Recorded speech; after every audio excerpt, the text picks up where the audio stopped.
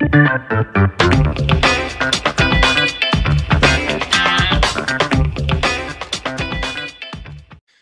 and welcome to another episode of the Real Estate Investing Club. I'm your host, Gabe Peterson, and this is the place investors go to gain actionable advice, learn about current market trends, and hear war stories from other professional investors out there in the field today. Before we get started, I have two quick housekeeping items for you. First, if you like this episode, we would very much appreciate a like, subscribe, and share. It is the best way to support the show and keep it running far into the future. Second, if you're a new investor looking to get started in real estate or an experienced investor looking to take your investing to the next level, I've created an ebook just for you that will cover how to find deals that are actually deals, how to finance those deals with little to no money down, and how to exit those deals for maximum value. On top of that, I throw in an insane amount of free bonuses that you'll have access to once you buy the ebook.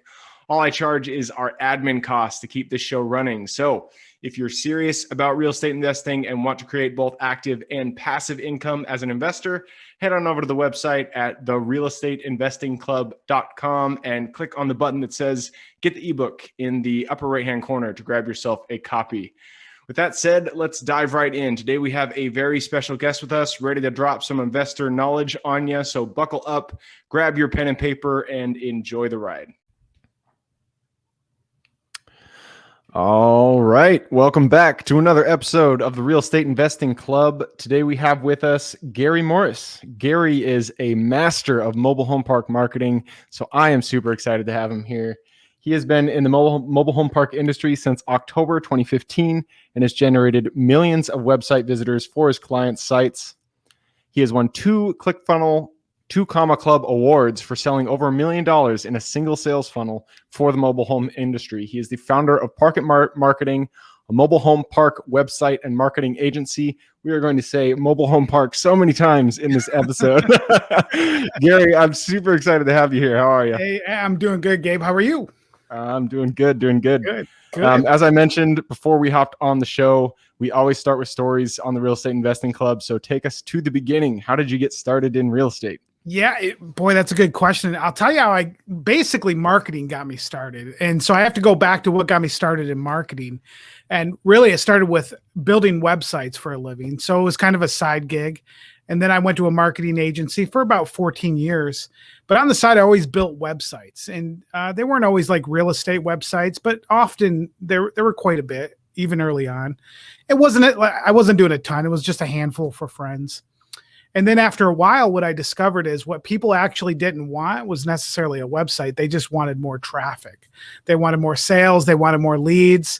And so at some point, the evolution went from recognizing that I was building websites and what people really needed was more business. And so that kind of evolved into SEO and search engine optimization and just bringing in more traffic for national companies, local companies, and then from there, it kind of evolved to marketing as a whole. And some of my best clients have been real estate clients, and they're in it for the long game. The ones that are in it for the long haul.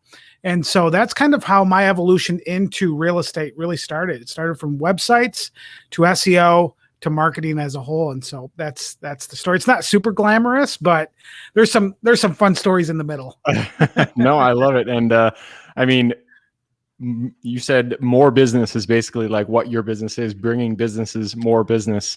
And there's a never ending supply or a need for that kind of skill rather. So, I mean, you're in the right industry for sure. Yeah. And what typically happens is you'll have business owners, realtors, anything from realtors to lenders to whoever it might be. They're trying to do a bit of both worlds, so they're trying to drum up leads. And then typically we're starting with the low entry points. We're just looking for people that are ready to sell today. And we're missing the other 85% of the people that might be ready to sell in the next 18 months. And so typically what happens is when I'm involved with a business owner that's trying to drum up leads is they've just missed a lot of the wider market that's there rather than the people that are just ready to sell today. Yep, absolutely. Yep. So, it sounds like your story went from the agency, working in an agency, getting the digital experience, and then kind of going out on your own. And now you're focused more in the real estate space. Yep. We talk I've said this so many times on this podcast that, real estate starts with marketing. It starts with getting those leads. Boy, yeah. And commercial is probably the hardest space to find those leads in. And since you focus on mobile home parks, that's my niche. I told you before we jumped on the show. I'm super interested to kind of know, hear your take on what is the most effective methods in the online space for generating leads. Yeah, boy, that's a great question. Yeah.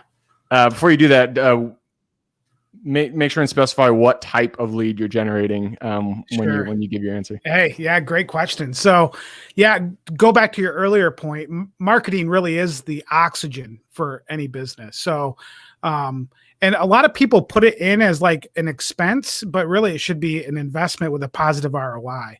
And part of an effective way that you're growing your company is you're increasing the methods of acquiring more business or acquiring more leads. And so the stability of the future of your business is predicated on you being able to get more business and having enough channels. So what I've found is people will find a good channel to drum up leads and they'll milk it. And then typically what happens is it becomes, oversaturated and everybody begins doing it. And the most dangerous number in any business is 1.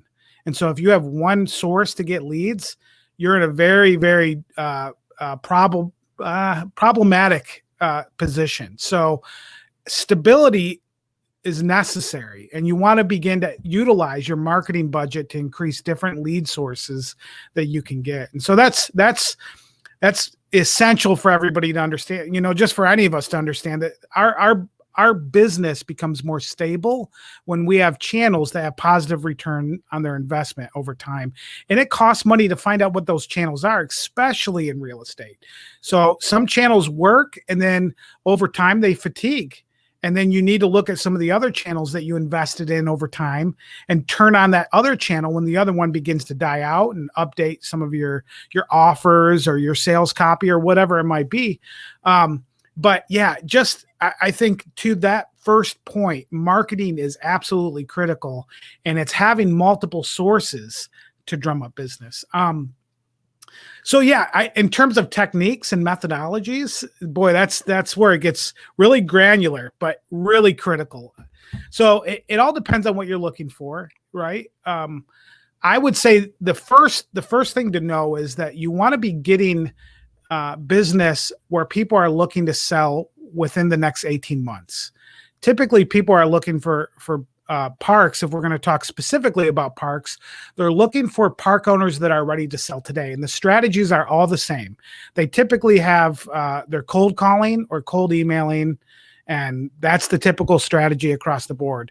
And they're looking for people right now. When in reality, you should be looking for ways to add value to park owners. And there are park owners that have just, as you know, there's a wide variety of personalities. So they're all over the place in terms of what they're going through, their life issues, the reason why they don't want to sell right now, some of the emotional hurdles that are holding them back, but it's probably the best thing for them.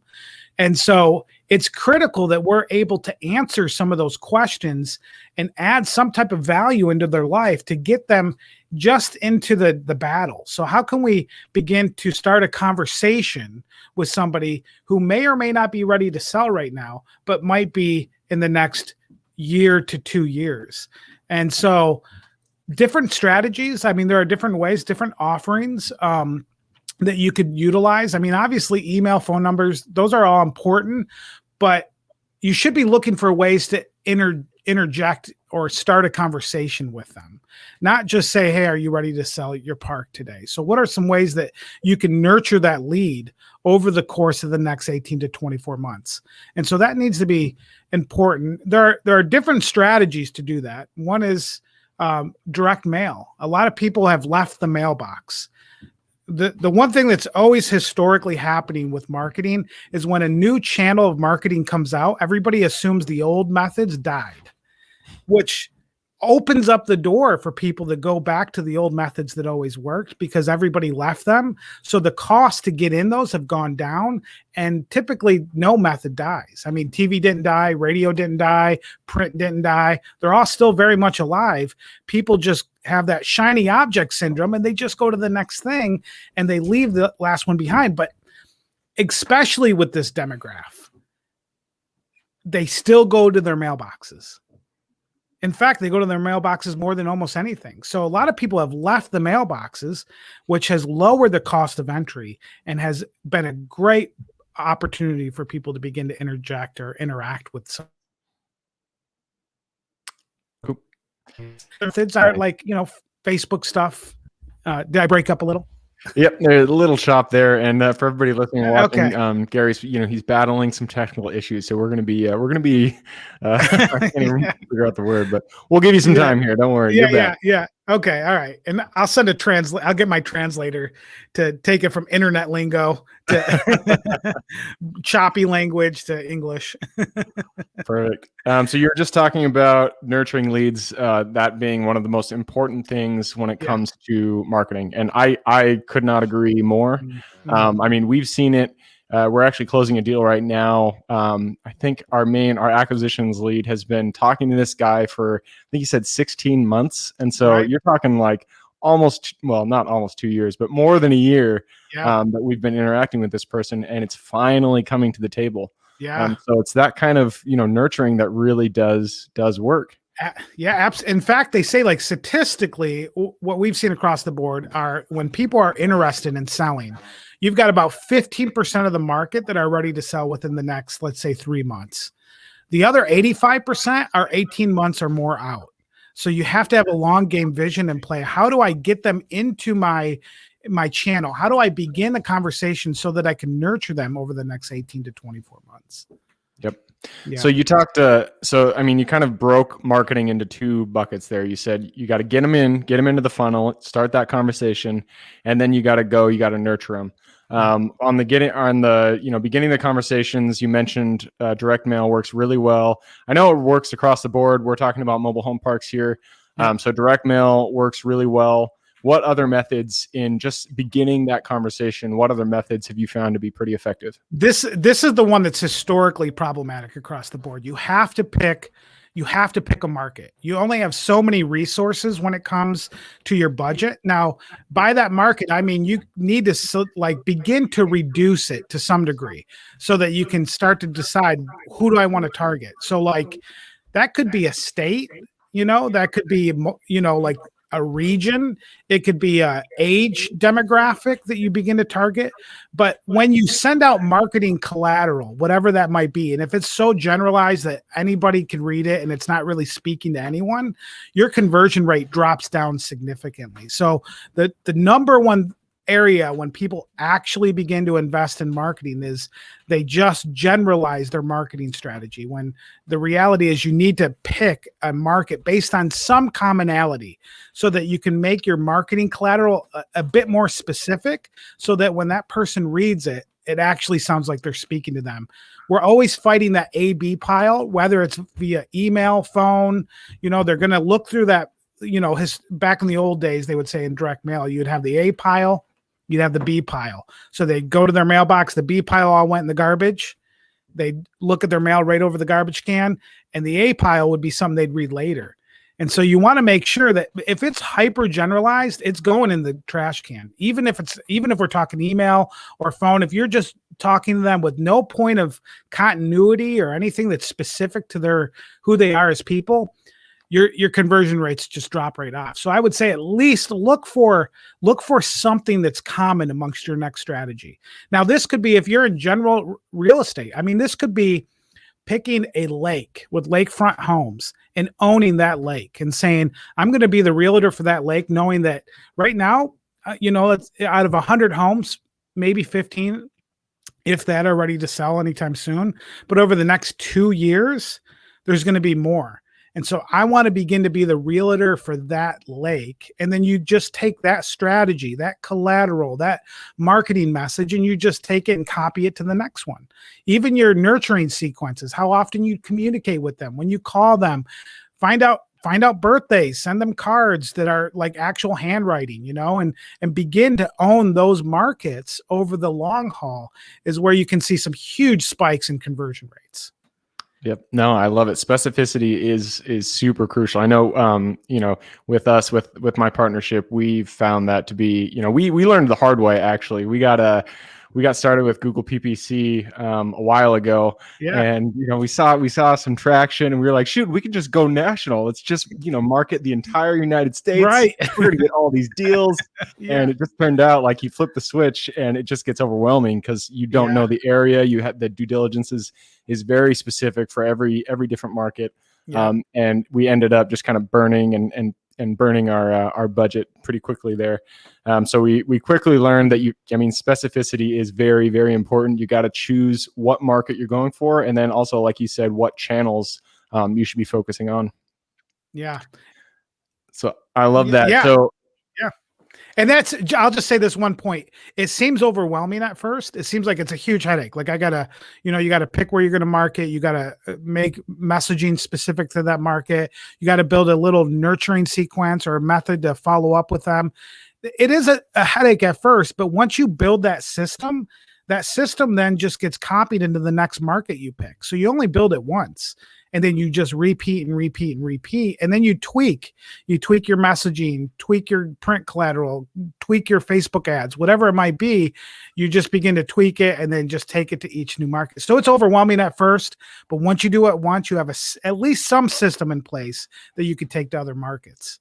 Game changer. Yep. Yeah. I love it. Yeah. So, I know you said you had the ClickFunnels, the two Comma Club award, which is great. Congratulations. Hey, thanks. Yeah. That has nothing to do with mailers, though. So do you direct people from mailers to your website, or how? We do. Yeah. We definitely do that. Absolutely. I mean, that's, in fact, we do that from everything from real estate. I've done that for realtors, real estate, parks, obviously, to universities, to financial institutions. I mean, because you can create let's just use, here we have closest lake to me would be Lake Fenton. So if you're a realtor and you're going to own Lake Fenton, you can have a mailer that goes out that gives them something to interject into the conversation. And some of the old methods of the value of your home, find out the value. Those are some old school methods. There's some new ones too. But then you can have a URL that's branded to lakefentonrealestate.com and just have a funnel on there that begins to convert the lead and nurture the lead. So yeah, we use direct mail to a landing page, but those ones were usually around SEO. So we're driving organic traffic. People are searching for certain things. They're coming to the website. And over the years, as you begin to do that, you invest in organic traffic, you tweak the funnel, you tweak the sales message, and you A/B test. And then over time, it just gets better and better as the seasons go on. So it was a lot of work, and had a couple guys that on those two awards that have been fantastic. We partnered up on a bunch of different projects that just allowed that to go from one area all the way to the next, and it's just been fun. It's fun. Yeah. For sure. How about nurturing? Mailers work great for getting the conversation started. What do you guys recommend? What do you do to nurture those leads through the 18 months?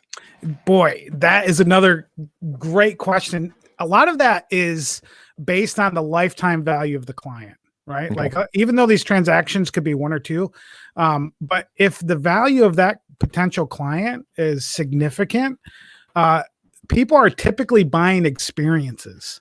So if you have a little bit more to invest in the actual nurturing sequence, you really need to stand out with the experience they have with interacting with you. So there are some cases where our nurturing sequence on low value products could just be like a welcome email with some value propositions in place, like a free video course that might help them do X, Y, or Z, or a free price guide or something like that, versus you could have a shock and awe package with all kinds of different material about you, about what you do, maybe a book you wrote, or maybe a printout of some different places you've been a guest on. And so as soon as they submit that information, you have a pre-qualifier in place to let you know the value. That's a little little tidbit that I can help a lot of people is, as they submit information, have ways to qualify that lead in your questionnaire, even if it's on the follow-up. We can get a lot more into like email follow-up at some point, maybe on a future episode if I'm ever back. But the opportunity to just determine the value of that client right off the bat in your questionnaire will help you know how much should you invest in nurturing them right out the gate. And so sometimes there's some boxes back here on my desk, and they're pretty thick, and they have multiple books, multiple different packages and like different things for a high quality lead that might be worth $100,000 to us. We're willing to invest that as the opening sequence and say, hey, here's some good for you. Here's some stuff about us. They're on our newsletter, monthly newsletter, and all that good stuff. Perfect. We got the bulk of what you just said in the very end. Good. That's all right. Yeah, I could read your face. I know when it got choppy by your face. Awesome. And yeah, I mean, I would love to have you back on because there's so much more we can jump into, but we just hit the 20-minute mark. So I'm going to have to push us into the quick question round. Are you ready? I'm ready. All right. It always starts out with books. I'm a big bookie. So 2 book recommendations, one for general life wisdom, one for real estate. Boy. Okay. So I love books. How to Get Everything You Can Out of All You've Got by Jay Abraham. Definitely a good book.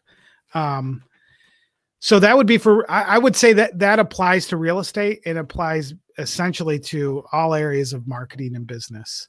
So how to get all you can out of all you've got. All right. I will have to check that one out. I haven't heard that one yet, but yeah. The next one is one that I'm reading right now that's really good. It's by a guy named Dan Sullivan. It's called Who Not How. And the whole concept around this is we're typically procrastinating because we're trying to figure out how to do a job. And the reality is we need to be finding out who's really good at that job. And instead of figuring out how to do it, find out who's really good at it already.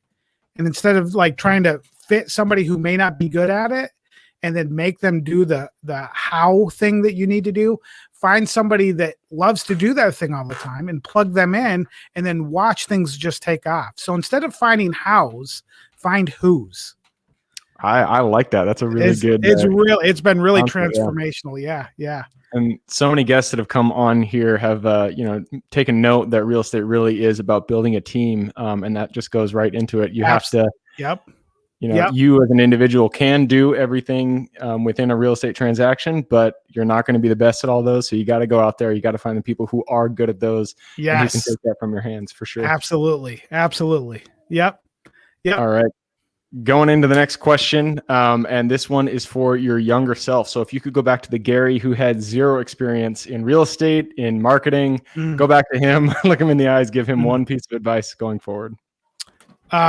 Drastically care about the people you're serving. And I don't just mean your team. That goes without saying.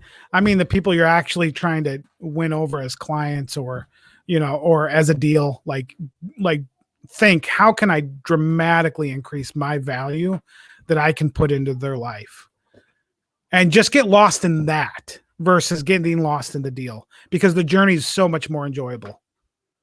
Yep. Couldn't have said it better myself. I love that. Yeah. Next question. And this one is about habits. Habits are the foundation of our life. So what is the habit that you feel contributes the most to your overall happiness, well-being, success? So this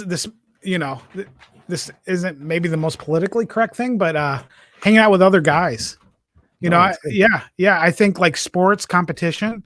I mean, I love my wife and kids, but one thing when I started drilling down in business, I just kind of like cut out, like I would have like different hobbies that I like to do once in a while, go fishing with a family member or whatever, but like actually hanging out competitively with friends, some guys just like roughing each other up, we different sports or whatever it might be, like that. It's just something I think we've gotten away from in a more isolationist culture. And definitely with COVID in view, like we've just kind of like separated from camaraderie amongst dudes just kind of hanging out. So, and for ladies, I would say the same thing. So it seems weird, but I really think it's a healthy thing to do. No, I'm glad you said that. I've been thinking that myself for ever since COVID started, because I've just been, Yep. I used to do jujitsu as my main Nice. Nice. Yeah. thing There to you go. do, Yeah. and it has since not been a part of my life. And I just realized, like, wow, there's a Yeah. lot that you miss when you're Abs- not just hanging out with other guys, as you said. So absolutely. Absolutely. Yep. I'm glad you said that. Yeah. Okay, this last question may not be applicable to you, but I'm going to ask anyways. The United States is a big place, plenty of places to invest. What area do you feel right now is an exciting place? Oh, that's a great one. I would say, it depends. It depends on what your market is, right? It depends on if you're looking for affluent neighborhoods versus parks versus single family versus. So, I'll just say in the Midwest, one of the things that's becoming more attractive is, um, if you are a wholesaler that you're buying single family homes or even single family mobile homes, people are looking for them all over the place. And so you cannot sell them quick enough. So if you have strategies in mind in the Midwest to find inventory, find homes, and find the right buyers, it's even apartments. I mean, it's a gold mine. And so just finding you have to have a good buyers list. So this goes back to marketing. I've had several conversations just this week with people that are in the market, and one thing they haven't done was built the asset of having a buyers list in place. And that's a light switch that over the years you're accumulating more potential opportunities there. So build up your buyers list, and then when you have any type of inventory that you need to get rid of, go to them, and you can flip things a lot quicker and make a much quicker return. So in the Midwest, I would say, if you know how to find inventory, if you know how to find single family apartments, anything like that, right now, everybody wants to know your name. Yep. No, I love it. Midwest is I told you before the show, we got 3 that we're working on right Yeah, now, around the Great Lakes, but the Midwest is definitely, it's a hot area for it sure. is. It is. Yeah. And I like that you said buyers list. We've worked pretty hard on building our buyers list, and we have probably about 600 total people interested in mobile home parks, and then we have maybe 3 or 4 that are just on our short list. They'll buy Mhm. anything that we Yep. want. So Yep. I like that you said that, because it really does make the entire process easier if you have people in your back pocket that are ready to pull the trigger. Yep. If you find something that the numbers work. Absolutely. I mean, it shortens your hold time too. I mean, you could flip something in, 60, 90 days if you have the 30 days. I've got guys that their average flip rate on any type of like park type stuff, they can flip it in 30 to 60 days if they have, just based on the buyers that they've accumulated over the Yep. past decade, Yep. Yeah. So, If they're cash buyers, for sure, you can make it yep. quick. Yep. All right. This last question is for the listeners. I know you've given a lot of good advice so far about marketing. I'm sure people want to reach out. What's the Sure. best way for them to do that? Yeah, there's a couple different ways. They can go to parketmarketing.com. They can sign up there. We're going to be showcasing some of our stuff off that website. My consulting agency is graftedin.io. That's another place you can get a hold of me. You can find me on Instagram, Facebook, and Twitter at Gary M Live, Gary M Live. All right. Perfect. Yeah. Well, Gary, thanks for coming on. That was Hey, Gabe. good to Yeah. have you on the Yeah. show. Appreciate it. Yeah. This is great. Keep it up. For everybody who's here with us today, thank you guys for showing up. You are the reason that we do this, so we appreciate having you here. As always, if you have any questions, reach out to us, therealestateinvestingclub.com. We love to hear from you. Other than that, hope you guys have a great week. Keep rocking real estate, and I look forward to seeing you on the next episode.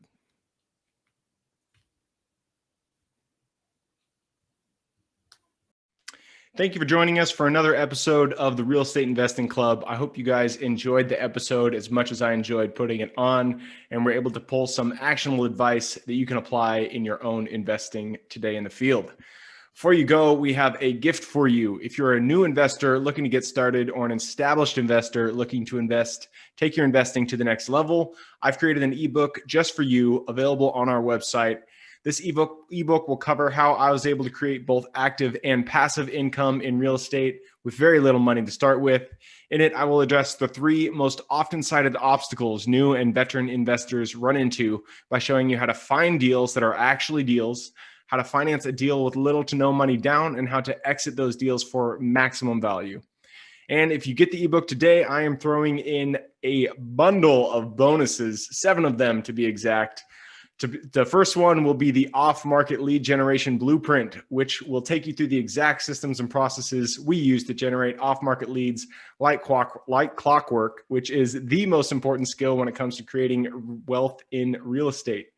The second bonus is the A to Z REI systems and vendors guide, which will allow you to peek under the hood of our business and see the exact tools, systems, and even the vendors we use to see the success that we do.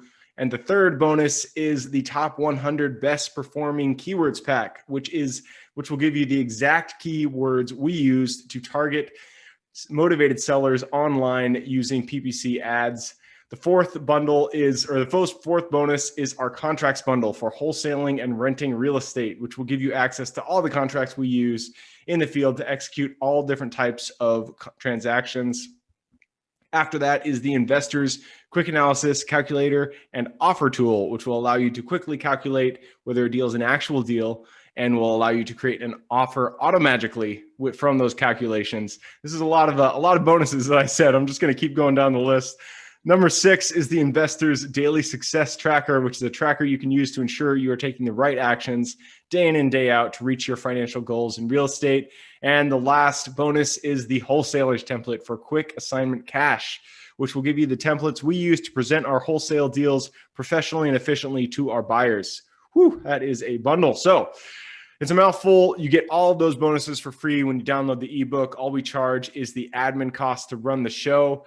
So if you're interested in the ebook and the bonus bundle, head on over to the website at therealestateinvestingclub.com. Click on Get the Ebook Bundle at the top of the page to take advantage of that deal. And with that said, I hope you have a fantastic day and even better week. Keep rocking real estate, and I look forward to seeing you on the next episode.